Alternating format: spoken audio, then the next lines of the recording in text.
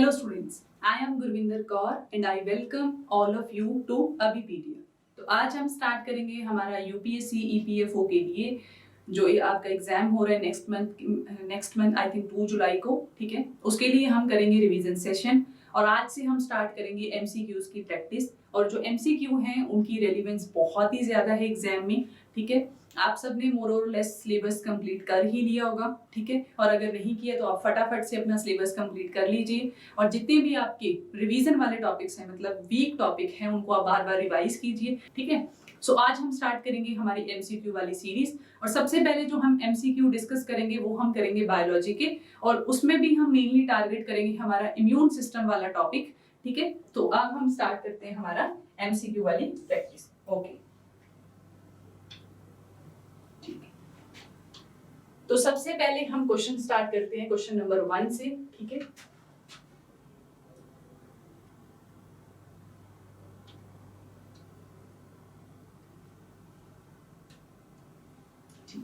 तो हमारा first question जो है that is very important question, ठीक है। Who is the father of surgery? Who is the father of surgery? आप कमेंट भी करते रहेंगे अपने आंसर और अगर आपको कहीं पे डाउट आता है किसी भी क्वेश्चन के अंदर सो प्लीज डू कमेंट, ठीक है। मैं ट्राई करूंगी कि आपके जितने भी कमेंट्स होंगे, जितने भी आपके डाउट्स होंगे उनको मैं क्लियर करूं, ठीक है। ओके, सो ठीक है। तो इसका आंसर करते हैं हम। मैं आपको 2 सेकंड का टाइम देती हूँ, ठीक है, और उसके बाद मैं करूंगी इसका आंसर, ठीक है। तो मैं थोड़ा साइड में हो जाती हूँ और आप अच्छे से इसको क्वेश्चन को पढ़ लीजिए या फिर आप क्या कर सकते हो, आप वीडियो को पॉज कर सकते हो और फिर आप अपना आंसर कीजिए, ठीक है। तो इसका आंसर होगा करेक्ट बी, सुश्रुत। सुश्रुत जो थे वो बहुत ही एक एक बहुत बड़ी पर्सनैलिटी थे, ठीक है। किसके अंदर? हमारी मेडिकल साइंस के अंदर, ठीक है, जिन्होंने बहुत सारी रिसर्च की। किसके अंदर? मेडिकल साइंस के अंदर। कब? एंशिएंट टाइम में, ठीक है। जो हमारा एंशिएंट टाइम, जो इंडिया का गोल्डन टाइम भी बोला जाता है, जिसके अंदर मेडिसिन के ऊपर, मेडिकल साइंस में बहुत अच्छी रिसर्च हुई। उसके जो एक सबसे जो अच्छे वो थे सर्जन थे दैट इज सुश्रुत, ठीक है। Clear? So move to next question. मैं थोड़ा साइड में हो जाती हूँ और आप क्या करो, इसी वीडियो को पॉज करो और फिर आप अपना आंसर करो। क्वेश्चन क्या है? Epidemiology is more helpful in what? मैं पेन का कलर चेंज करती हूँ, ठीक है। इन मोर हेल्पफुल इन व्हाट? तो पहला ऑप्शन है non communicable disease, second is communicable disease, third one is selective mating population and fourth one is random mating population. अच्छा, सबसे पहले हम समझते हैं एपिडेमियोलॉजी क्या चीज है। इसका मतलब होता है कि स्टडी करना, स्टडी ऑफ स्प्रेडिंग डिजीज। कोई जो डिजीज है अगर वो स्प्रेड कर रही है, ठीक है, उसकी स्टडी और रिसर्च करना, उसको हम क्या बोलते हैं? एपिडेमियोलॉजी, ठीक है। क्लियर? ठीक। और इसमें इससे हेल्प क्या होगी, इसका मैं आपको एक रीसेंट एग्जांपल देती हूँ, जैसे कि कोविड-19 में इंडिया में भी ये डिजीज आई, ठीक है। पेंडेमिक था, पूरी दुनिया में आया, ठीक है। पूरी दुनिया को ऐसे इसने हिला के रख दिया, ठीक है। बहुत ही लोगों की इसमें क्या चलेगी, जान भी चलेगी प्रेशियस, ठीक है। लाइफ भी बहुत ज्यादा क्या हुई, इसमें इफेक्ट हुई, ठीक है। तो इसमें क्या हुआ? अच्छा, गवर्नमेंट ने इसके ऊपर कंट्रोल कैसे किया? गवर्नमेंट ने कंट्रोल किया इसकी स्टडी करके, इसके जो इसका लेवल है स्प्रेड करने का उसको स्टडी करके, ठीक है, कि कहाँ कहाँ पे कंटेमिनेशन ज्यादा हो रही है, किस चीज से कंटेमिनेशन सबसे ज्यादा हो रही है, कौन सी ऐसा मोड हो सकता है जिससे क्या हो सकती है, कंटेमिनेशन ज्यादा हो सकती है या फिर ज्यादा ये जो डिजीज है वो स्प्रेड हो सकती है, ठीक है। तो क्या किया गवर्नमेंट ने? अलग अलग लेवल पे क्या किया, इसको टैकल करने के लिए ट्राई की। जैसे कि लॉकडाउन लगा दिया, ठीक है, बहुत सारी जो मूवमेंट थी उसको रोक दिया गया, ठीक है, ट्रांसपोर्ट को रोका गया, ठीक है। आपने देखा ही होगा, आप सब लोग कोविड के फेज से गुजरे हो तो आपको अच्छे से पता होगा कि कोविड-19 के ऊपर गवर्नमेंट ने उसको स्प्रेड होने से किस तरीके से रोका, ठीक है। क्यों रोका? क्योंकि it is a communicable disease. Communicable disease वो डिजीज होती है जो कौन सी होती है? इन्फेक्शियस डिजीज होती है, जो बहुत जल्दी क्या हो जाती है, इन्फेक्शन जो है फैल जाता है from one person to another person, from one person to another person. For instance कोविड-19 या जो भी डिजीज, जैसे कि कोल्ड हो गया, कॉमन कोल्ड हो गया, इन्फ्लुएंजा हो गया, ठीक है। तो ये वाली डिजीज कौन सी होती है? कम्युनिकेबल डिजीज होती है, जो एक से दूसरे पर्सन में इजीली क्या हो जाती है? ट्रांसफर हो जाती है। क्लियर है? ठीक है। सो उसकी स्टडी करना क्या बोलते हैं? एपिडोमायोलॉजी। क्लियर है? Okay, move to next question. Next question है हमारा 3rd number question. Please attempt this question.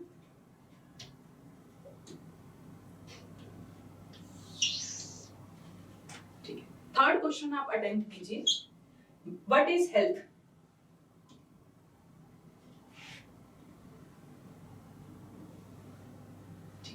Health क्या है? तो हेल्थ क्या है? पहला ऑप्शन है wealth. Health is wealth. Absence of disease और infirmity, weight of body according to height. D option है state of complete physical, mental और सोशल वेलबींग। तो इसका करेक्ट आंसर होगा D. Why D? According to WHO definition, जिसने definition दी है किसकी? हेल्थ की, कि हेल्दी पर्सन कौन है? ठीक है, किसकी हेल्थ बिल्कुल परफेक्ट है?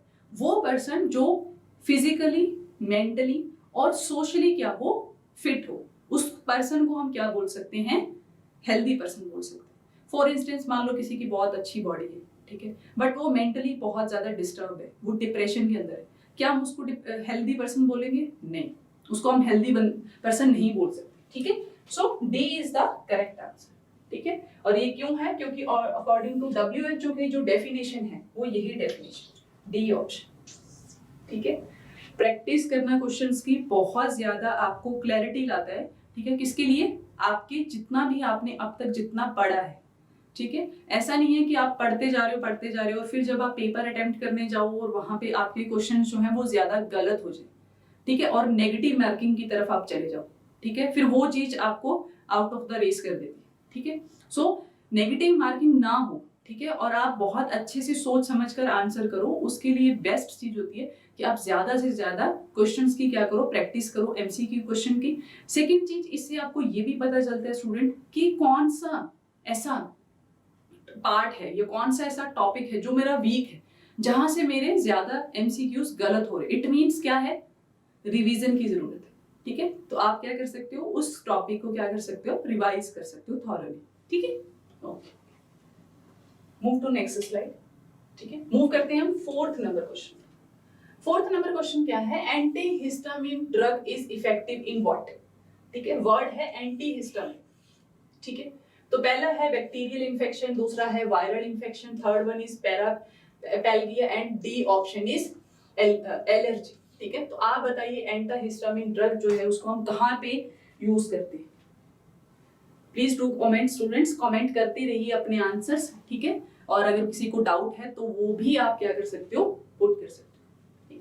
तो एंटी हिस्टामिन, सबसे पहले आप इस क्वेश्चन को समझने से पहले ये समझो व्हाट इज हिस्टामिन। हिस्टामिन है क्या? तो हिस्टामिन क्या होता है? हिस्टामिन एक केमिकल है जो हमारी बॉडी की जो सेल्स है वो रिलीज करती हैं ड्यूरिंग डैमेज या फिर कोई फॉरेन पार्टिकल क्या करे? अटैक करे।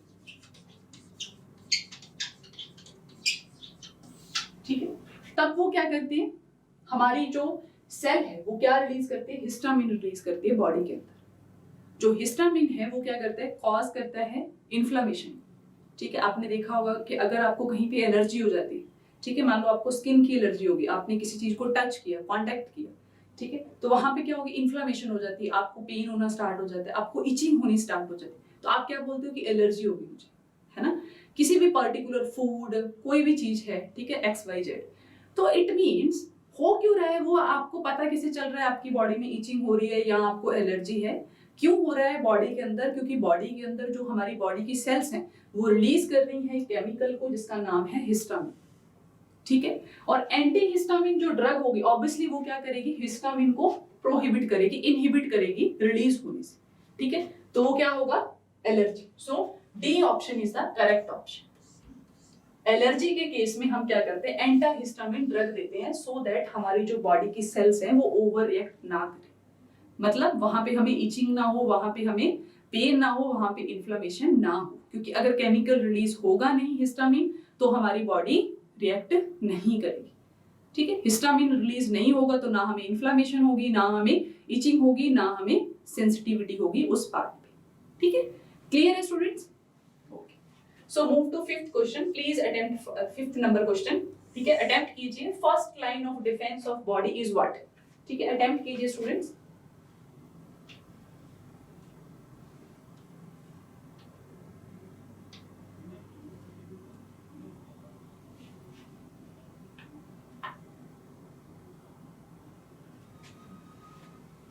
ओके, हाँ जी, तो अटेम्प्ट करते हैं। फर्स्ट लाइन ऑफ डिफेंस क्या है? तो इसका करेक्ट आंसर है हमारे पास क्या?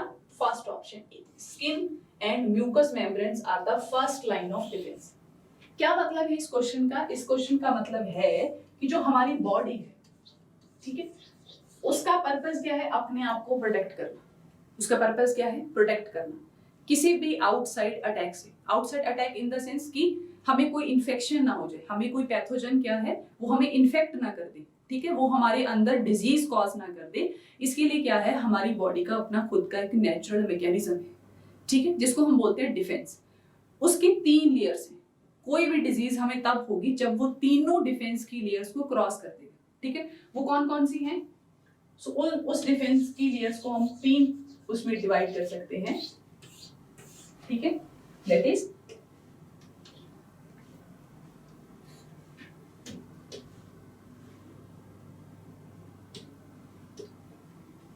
first one is first line of defense, first line of defense, second line of defense, and then third line of defense. ठीक है,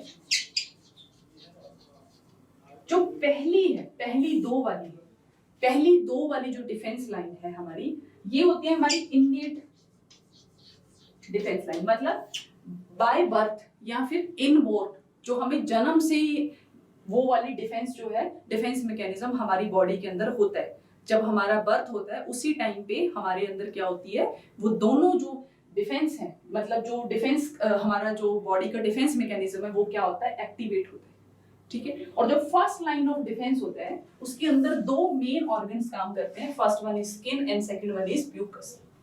स्किन हमारी आउटर लेयर, देखो जो हमारी स्किन की आउटर लेयर, उसका मेन पर्पस क्या है, वो एक्ट करती है एज ए बैरियर। ठीक है, वो कोई भी चीज को, कोई भी मान लो पैथोजन है, कोई माइक्रोब है, उसको बॉडी के अंदर एंटर करने से क्या करती है, प्रिवेंट करती है। राइट, सो बॉडी हमारी स्किन क्या होगी, फर्स्ट लाइन ऑफ डिफेंस होगी। ठीक है, second one is mucus. Mucus क्या होता है, म्यूकस एक फ्लूइड टाइप होता है जो हमारी बॉडी क्या करती है, प्रोड्यूस करती है।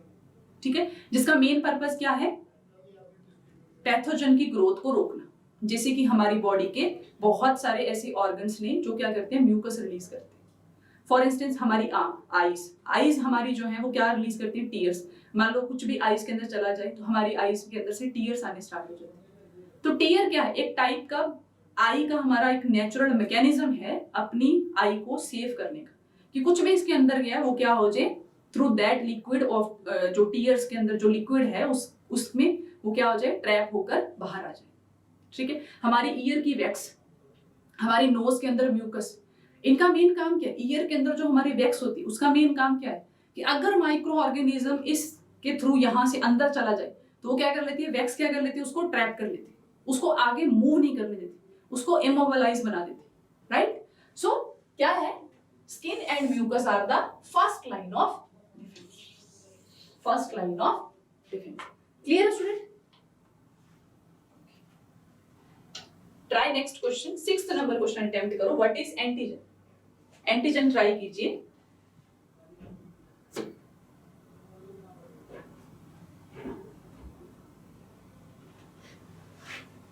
ट्राई कीजिए स्टूडेंट्स।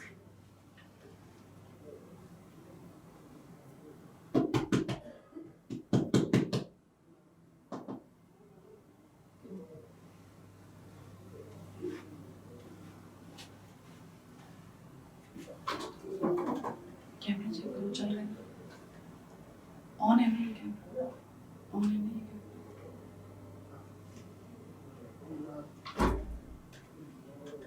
हाँ जी, 6 नंबर क्वेश्चन अटेम्प्ट करो। What is antigen?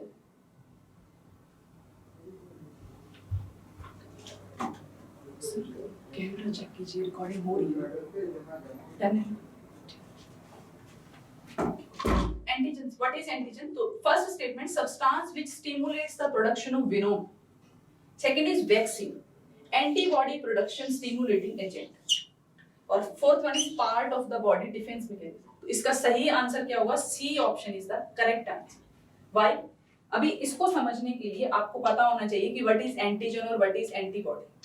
So हम ट्राई करते हैं इसको समझने के अच्छे से। वर्ड है एंटीजन और एक वर्ड होता है एंटीबॉडी।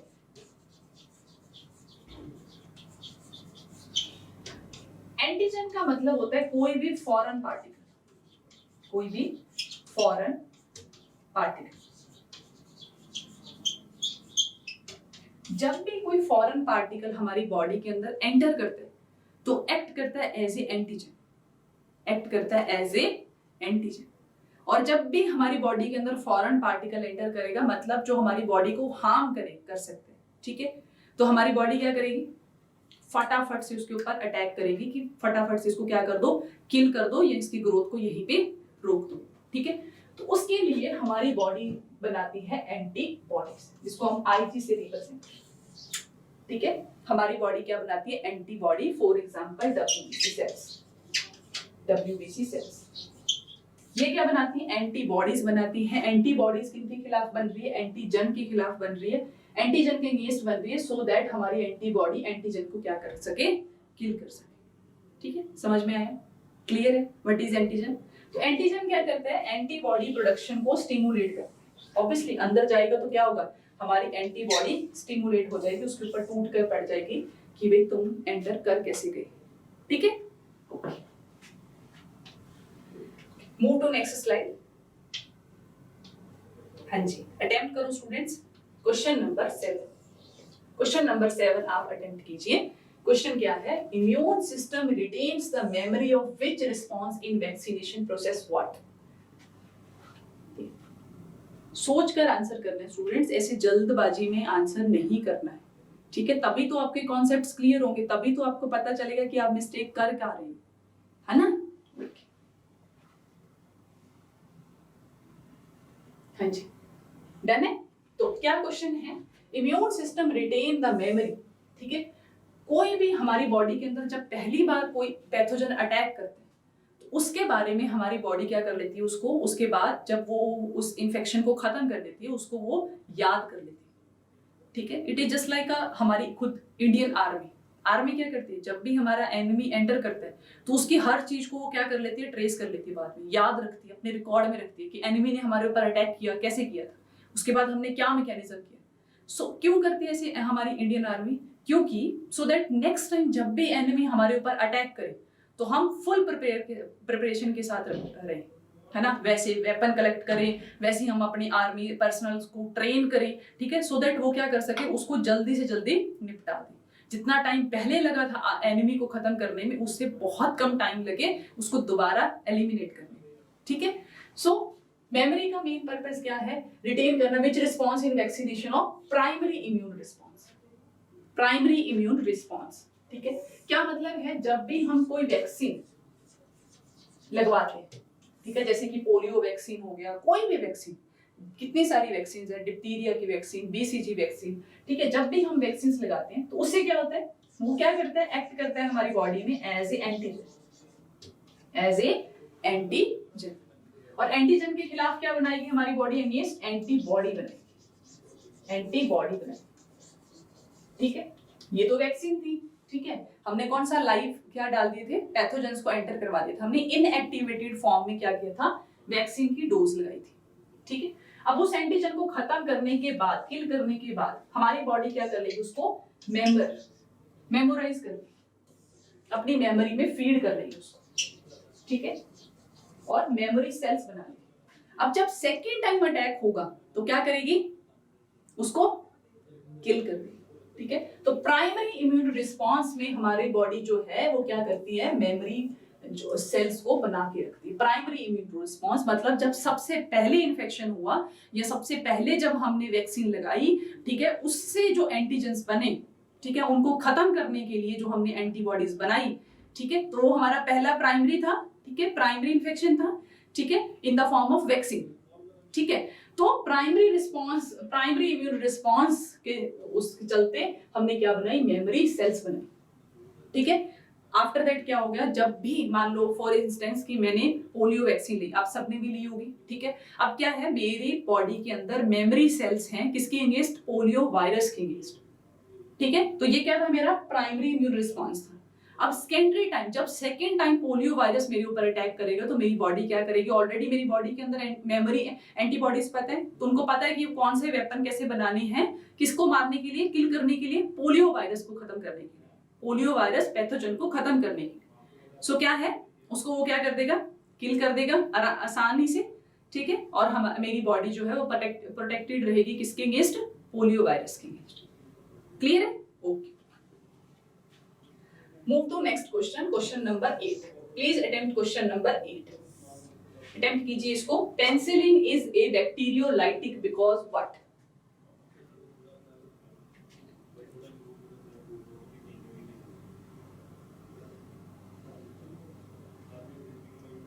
हाँ जी, डन है, डन है स्टूडेंट्स। ओके, तो penicillin is a bacteriolytic, bacteriolytic का मतलब होता है कि बैक्टीरिया को खत्म करना, ठीक है, किल। तो फर्स्ट ऑप्शन है it checks spindle formation, B option it destroy chromatin, C option it inhibits cell wall formation, it inhibits protein synthesis. किसके अंदर, बैक्टीरिया के अंदर। अच्छा, पेनिसिलिन क्या है, पेनिसिलिन इज ए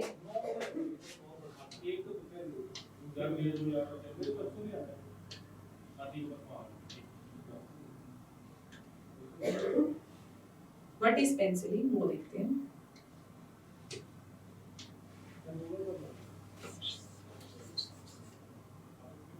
पेनिसिलिन के बारे में,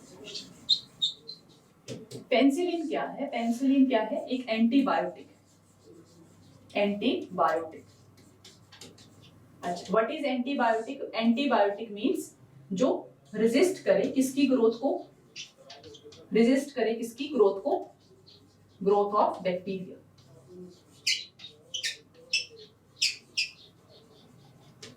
पेनिसिलिन क्या है, एंटीबायोटिक। यू नो दैट, आप किसी फार्मेसी पे जाते हो, आपको इन्फेक्शन हो गया तो आप डॉक्टर से तो सलाह लेते नहीं, पहले पहुंच जाते हो मेडिकल के पास, है ना, मेडिकल स्टोर पे ऐसे करते हैं जनरली सभी। क्या बोलते हैं उसको कि मेरे को ऐसा इन्फेक्शन हो गया, और वो क्या कर देते हैं, आपको एंटीबायोटिक उठा के दे देते हैं। हालांकि it is not a good thing, ठीक है, आपको डॉक्टर की कंसल्टेंट लेनी चाहिए, कंसल्ट आपको करना चाहिए डॉक्टर के साथ अगर आपको कोई इन्फेक्शन हो गया तो, ठीक है, बिकॉज डॉक्टर में इतनी सारी स्टडी करने की क्या जरूरत थी अगर फार्मेसी वाले हमें उठा के एंटीबायोटिक्स दे देते, ठीक है।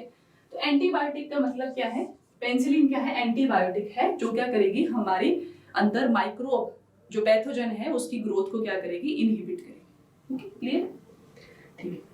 तो पेनिसिलिन एक्चुअल में करती कैसे, वो एक्शन ले कैसे रही है माइक्रो ऑर्गेनिज्म के ऊपर, तो वो कैसे ले रही है, it inhibit the cell wall formation in the bacteria, जिसको वो बैक्टीरियोलाइटिक बोलते हैं। मतलब जो हमारा बैक्टीरिया है, जो हमारा बैक्टीरिया है, दिस इज द बैक्टीरिया, उसके बाहर क्या होती है, सेल वॉल प्रेजेंट होती है, सेल वॉल प्रेजेंट, ठीक है। तो वो क्या कर देते हैं, पेनिसिलिन जो है वो एक्ट करता है सेल वॉल के ऊपर और सेल वॉल की फॉर्मेशन को नहीं होने देता, और अगर सेल वॉल बनेगी नहीं तो बैक्टीरिया जिंदा नहीं रह सकता, बैक्टीरिया जिंदा नहीं रहेगा विदाउट सेल वॉल, ठीक है, क्योंकि सेल वॉल क्या उसको प्रोटेक्ट कर रही है ना, पूरे सेल को, ठीक है। वॉल जैसे ये चारों तरफ मेरे वॉल है, ये क्या कर रही है, मुझे एक्सटर्नल जितना भी एनवायरनमेंट है या जो एक्सट्रीम टेम्परेचर है उससे मुझे क्या कर रही है, ये प्रोटेक्ट कर रही है। सेम चीज क्या काम होता है, सेल वॉल का काम होता है। सेल वॉल का मेन पर्पस क्या है, हमारे बैक्टीरिया इनसाइड जितनी भी बैक्टीरिया की ऑर्गेनेलिज हैं उनको क्या करना, सेव कर, ठीक है। तो ये जो बैक्टीरिया की सेल वॉल है ये क्या करती है, हमारे सेल बैक्टीरिया की सेल को बचा के रखती है, प्रोटेक्ट करती है। और अगर यही सेल वॉल पेनिसिलिन खत्म कर देगा, हमारा पेनिसिलिन इस सेल वॉल को क्या कर देगा, तोड़ देगा, तो क्या हो जाएगा, बैक्टीरिया ग्रो नहीं कर पाएगा। So that's why option C is the correct option, it inhibits cell wall formation. ठीक है, समझ में आया? क्लियर है स्टूडेंट्स? Do comment student. ठीक है, आप अपने आंसर भी करोगे और अगर आपको कोई डाउट है तो वो भी आप मेरे से पूछोगे। ठीक है, मैं आपके सारे डाउट्स लेने की ट्राई करूंगी, क्लियर करने की ट्राई करूंगी। ठीक है, और इसी तरीके से आप ज्यादा से ज्यादा एमसीक्यूज को सॉल्व करोगे सो दैट आप ईपीएफओ में एक बहुत अच्छी रैंक क्या कर सको, हासिल कर सको। ठीक है, यही मोटो होना चाहिए आपका ईपीएफओ को एग्जाम को लेकर। ठीक है, और उसका एक ही गुरु मंत्र है, दैट इज रिवीजन प्लस ज्यादा से ज्यादा प्रैक्टिस करना एमसीक्यूज की। क्यों करनी है? क्योंकि मैंने आपको पहले ही बताया, क्योंकि इससे आपको आपकी स्ट्रेंथ और आपके वीक टॉपिक्स का पता चलेगा। ठीक है, और आपको ये भी पता चलेगा कि आपको कौन से टॉपिक और अच्छे से करने हैं। ठीक है, हाँ जी। Question number 9, question number attempt कीजिए। क्या क्वेश्चन है? DPT, diphtheria pertussis tetanus vaccine जो है, that is example of what? ठीक है, कीजिए, अटेम्प्ट कीजिए बच्चे।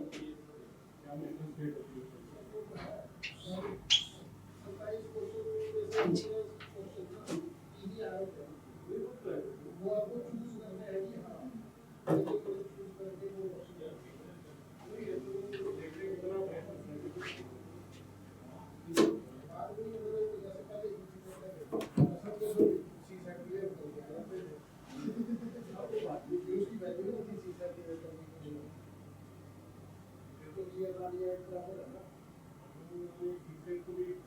हाँ जी, डन है।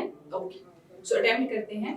डीपीटी ये क्या है? सारे के सारे डीपीटी जो है that is example of what? Vaccine. जो हम वैक्सीन लेते हैं ना, उसका एग्जांपल है। ठीक है, मैं यहाँ इसको क्लियर कर देती हूँ। देखो, तो जो डीपीटी जो हमारी वैक्सीन है उसको हम चाइल्डहुड टाइम पे क्या करते हैं, टाइम टू टाइम उसकी डोज लेते हैं। ठीक है, तो ये किसका एग्जांपल है? तो ऑप्शन है, first one is passive immunity, second is active immunity, both A and B, and D is the interferon. इस क्वेश्चन को अटेम्प्ट करने के लिए आपको पता होना चाहिए कि what is active immunity and what is passive immunity. वैसे तो थोड़ा बहुत तो आपको नाम से भी क्लियर हो जाएगा।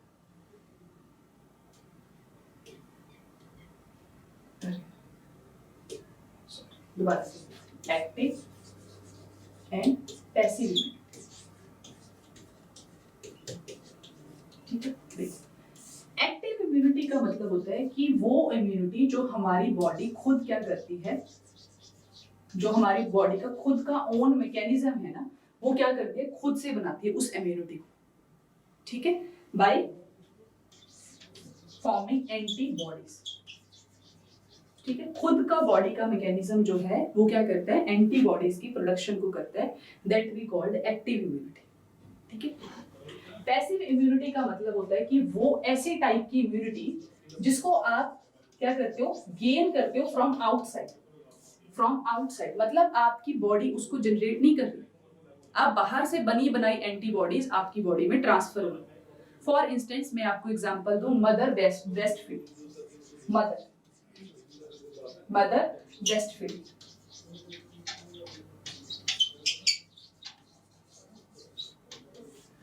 जो मदर जो ब्रेस्ट फीड करवाती है स्टार्टिंग में, जो स्टार्टिंग के इनिशियल डेज होते हैं, जब एक इन्फेंट का जब बर्थ होता है, उस टाइम पे येलो कलर का एक लिक्विड रिलीज होता है। ठीक है, मदर की ब्रेस्ट से, जो क्या करता है, वो डायरेक्टली एंटीबॉडीज को ट्रांसफर करता है इन द बेबी वाई? क्यों? क्योंकि जो इन्फेंट, जो चाइल्ड है, उसकी जो बॉडी है वो अभी काफी ज्यादा क्या है, वो न्यू बॉर्न बेबी है, तो काफी ज्यादा क्या है, सेंसिटिव है आउटसाइड इन्वायरमेंट, है ना, वो अभी अभी बाहर आया। ठीक है, तो आसपास इन्वायरमेंट में बहुत ज्यादा पैथोजेंस हो सकते हैं, और अभी उसकी जो इम्यून सिस्टम है वो अच्छे से डेवलप नहीं है, या हो सकता है कि कोई ऐसा पैथोजन अटैक कर दे जो बॉडी को क्या कर सके, काफी ज्यादा उसको डिजीज कॉज कर दे, या फिर उसकी बॉडी को काफी ज्यादा हार्म कर दे। तो इसके लिए क्या होता है, मदर जो होती है वो थ्रू ब्रेस्ट फीडिंग क्या करती है, डायरेक्टली एंटीबॉडीज को ट्रांसफर करती है इन द चाइल्ड। ठीक है, इन द इन्फेंट।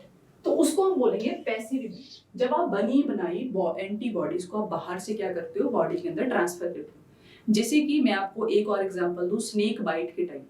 अगर स्नेक किसी को बाइट कर जाए तो एंटीविनोम जो एंटीबॉडीज होती हैं उसको डायरेक्टली इंसर्ट किया जाता है बॉडी के अंदर। Through injections. वाई? क्योंकि जो विनोम है आपको पता है वो बहुत ज्यादा क्या होता है, डेंजरस है, ठीक है। उसकी जो मतलब जो उसका थ्रेट लेवल है वो बहुत ज्यादा हो सकता है, वो बॉडी के लिए फेटल भी हो सकता है, ठीक है। तो जल्दी से जल्दी बॉडी के ऑर्गन्स को बचाने के लिए, डैमेज से बचाने के लिए उस विनोम से क्या करते हैं हम, जो डॉक्टर है वो डायरेक्टली क्या करता है, एंटीबॉडीज को इंसर्ट करता है बॉडी के अंदर, ठीक है, बनी बनाई बॉडी एंटीबॉडीज, ठीक है, बाहर से, उसको हम बोलेंगे पैसिव इम्यूनिटी। और एक्टिव का मतलब क्या होता है कि जब बॉडी खुद से एंटीबॉडीज बनती है। और बीसीजी जो डीपीटी है, सॉरी, वो किसका एग्जांपल है, एक्टिव इम्यूनिटी। तो आंसर क्या होगा इसका, बी आंसर होगा एक्टिव इम्यूनिटी। क्यों?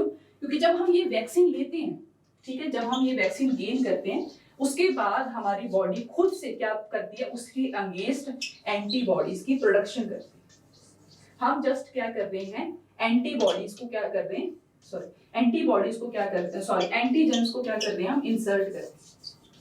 मतलब पैथोजन की फॉर्म में इनएक्टिवेट पैथोजन जो है उनको हम क्या कर रहे हैं, इंसर्ट कर रहे हैं हमारी बॉडी के अंदर। उसके बाद क्या करेगी हमारी बॉडी का खुद का जो इम्यून सिस्टम है, खुद का इम्यून मैकेनिज्म है, वो क्या करेगा, इन पैथोजन के खिलाफ क्या बनाएगा, एंटीबॉडीज बनाएगा। So that's why option B is the correct option. मतलब B is the active immunity is the example of what, DBT vaccine. Clear? Move to next question. Next question अगर 10th क्वेश्चन अटेम्प्ट कीजिए, what is vaccine, vaccine क्या है, attempt कीजिए।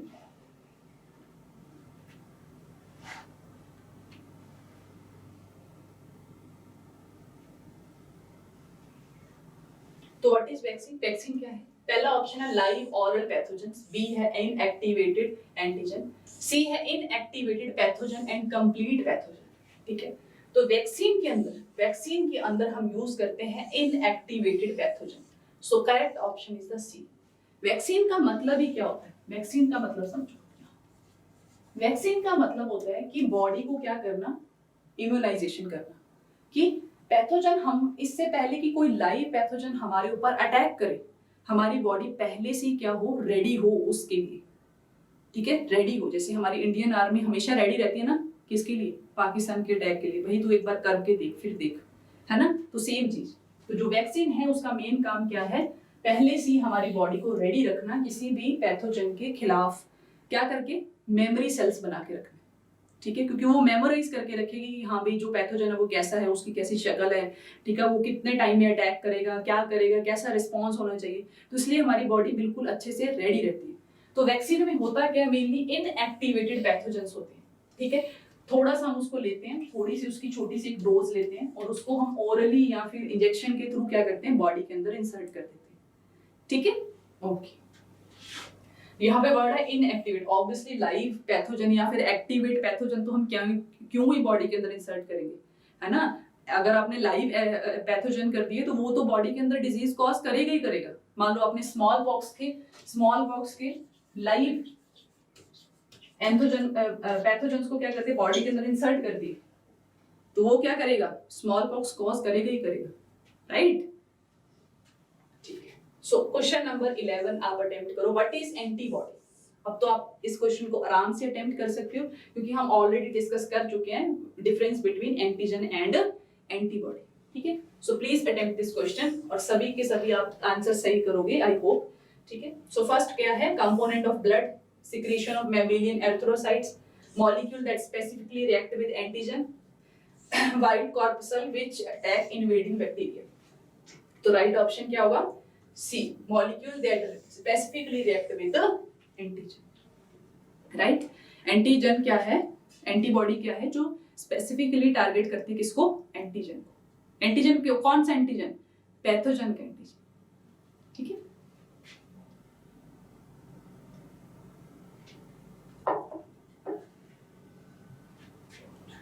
Actually में होता क्या है ना, देख यहाँ पे एक चीज मैं आपको और भी क्लियर करूं, जो हमारा पैथोजन होता है ना, कोई भी फॉरेन पार्टिकल, मान लो ये कोई फॉरेन सेल है, तो उसके ऊपर क्या होते हैं ना, छोटे छोटे रिसेप्टर्स लगे होते हैं। जैसे आपने कोविड-19 का स्ट्रक्चर तो जरूर ही देखा हो। कोविड-19 का स्ट्रक्चर जो है वो कुछ इस तरीके के है, ऐसा सही है ना, दो कमेंट्स की ऐसा सही है ना, कोविड-19 का जो वायरस है उसका स्ट्रक्चर कुछ इस तरीके का। सो ये क्या है, ये कुछ नहीं है, ये एंटीजेंस है, या जिनको हम रिसेप्टर्स बोलते हैं, इनको हम क्या बोलते हैं, इवन रिसेप्टर्स भी बोलते हैं, ठीक है। सो इसी को सबसे पहले हमारी जो बॉडी है ना, इन रिसेप्टर्स को भी क्या करती है, सबसे पहले सेंस करती है, इन्हीं रिसेप्टर्स को क्या करती है, डिटेक्ट करती है, और इन्हीं रिसेप्टर से उसको पता चलता है कि this is now a pathogen that entered in our body, ठीक है, क्लियर है, okay. So move to next question, question number 12। BCG vaccine is a preventive measure against what? BCG vaccine लगवाते हैं ना हम सबके साथ, ठीक है, तो क्या है आप सबको बताना है, ठीक है, ओके। अटेम्प्ट करो स्टूडेंट्स, क्वेश्चन को अटेम्प्ट करो। तो पहला ऑप्शन है tuberculosis, second is typhoid, third one is AIDS, या फिर D is the cholera.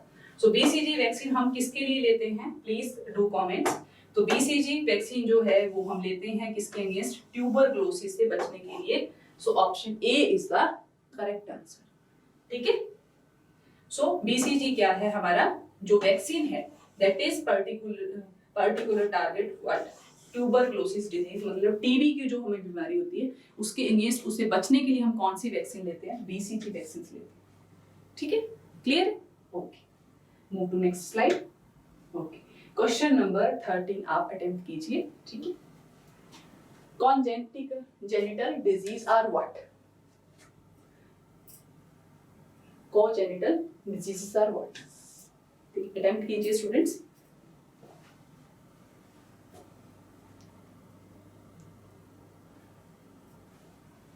Okay, let's. Congenital disease का मतलब होता है disease that are present at birth. Option है B, deficiency disease separate from one individual to another occurring during the life, human health and disease. तो right option is the correct A. Genital word का मतलब होता है genetics, genetics ये जो word है that is derived from genetics. Genetics मतलब कि बाय बर्थ ही वो हमारी बॉडी के अंदर पहले से ही वो डिजीज थी, ठीक है, उसे हम बोलते हैं बाय बर्थ वाली डिजीज को हम बोलते हैं कॉन्जेनिटल डिजीज। जो बाय बर्थ ही हमें कुछ ऐसी डिजीज होती है जो by birth from one generation to another generation क्या होती रहती है, वो पास होती रहती है। इसके मैं आपको एग्जांपल दूं, जैसे कि फर्स्ट एग्जांपल है sickle cell anaemia. Sickle cell anaemia, sickle cell anaemia, sickle cell anaemia होता क्या है, हमारी बॉडी के अंदर जो आरबीसी बनती है उसका शेप होता है राउंड शेप, और आरबीसी का मेन काम क्या है ये आप मुझे बताओगे कमेंट बॉक्स के अंदर। इसका मैं नहीं आंसर करूंगी, आप मुझे बताओगे कि हमारी बॉडी के अंदर आरबीसी का मेन काम क्या है।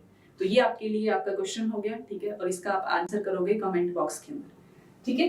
सो आरबीसी जो है वो उसका शेप कुछ इस तरीके का होता है, दैट इज नॉर्मल है आरबीसी। बट अगर किसी को सिकल सेल एनीमिया हो जाए तो उस आरबीसी का शेप हो जाता है कुछ इस तरीके का, ठीक है, सिकल की तरह। सिकल मतलब जैसे वो नहीं होती दातरी दातरी टाइप, कुछ इस तरीके से, ठीक है। सो उसका शेप हो जाता है इस तरीके, किस केस में, सिकल सेल एनीमिया की डिजीज में, ठीक है। और ये पास कर सकती है from one generation to another generation, ठीक है, क्यों, क्योंकि एक जेनेटिकल डिजीज है, ठीक है, okay. Question number, let's see question number 14, what is infectious disease? Infectious disease है क्या, आप मुझे बताइए कि अभी इसका आंसर कीजिए, चारों ऑप्शन अच्छे से पढ़ के, इनमें से कौन सी डिजीज जो है वो इन्फेक्शियस है।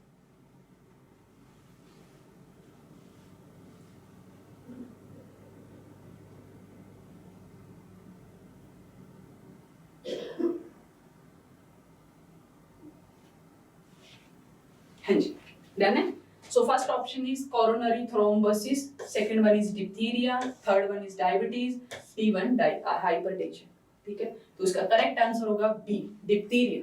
डिप्थीरिया यू नो दैट इस डिजीज के बारे में, इसके अगेंस्ट हम वैक्सीन भी लगाते हैं, ठीक है, छोटे बच्चों को हम वैक्सीन देते हैं डिप्थीरिया के अगेंस्ट, ठीक है।